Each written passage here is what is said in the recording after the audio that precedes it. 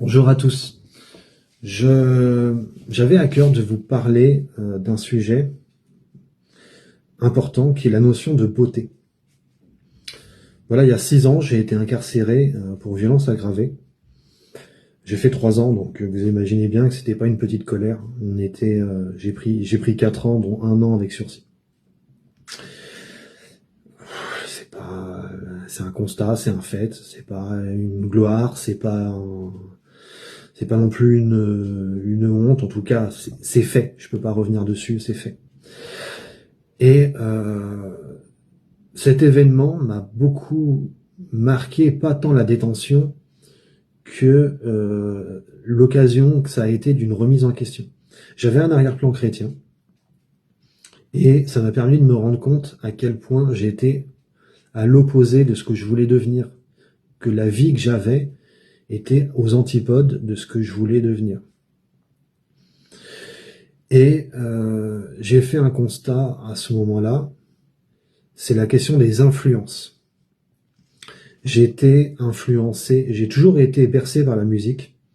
Je suis né de la culture rock, donc assez vite, je suis parti vers la culture punk. Bon, pour ceux qui sont nés dans les années 80, vous vous rappelez que quand on était jeune, on écoutait Kurt Cobain, etc. Voilà. J'ai tourné ensuite vers la culture punk, ensuite la culture gothique. J'ai même tourné vers la oi, des musiques électro, voilà, je suis quand même des trucs assez puissants, assez durs.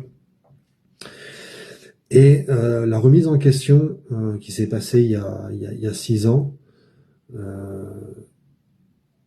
en premier lieu, a été de me rendre compte, la grâce a été de me rendre compte d'abord à quel point ce qu'on écoute nous influence. Les films, la musique, les personnes que l'on côtoie nous influencent.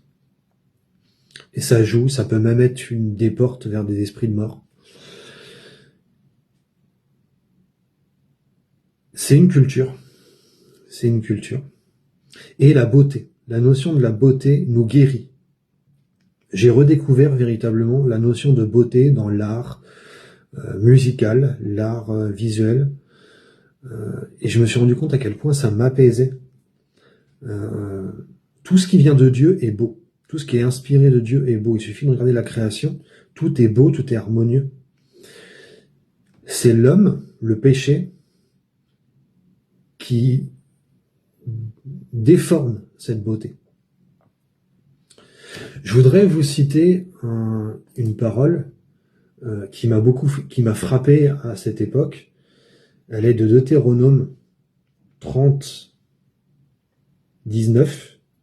Je prends aujourd'hui à témoin contre vous le ciel et la terre. Je mets devant toi la vie ou la mort, la bénédiction ou la malédiction. Choisis donc la vie pour que vous viviez, toi et ta descendance. On a une liberté, et cette liberté, elle commence par savoir de quelle manière on s'influence, qu'est-ce qu'on écoute, qu'est-ce qu'on regarde. Je pense qu'il est important de prendre conscience de ça.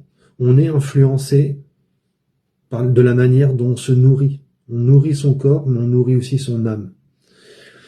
Et si on la nourrit avec des choses mauvaises, on obtient des choses mauvaises.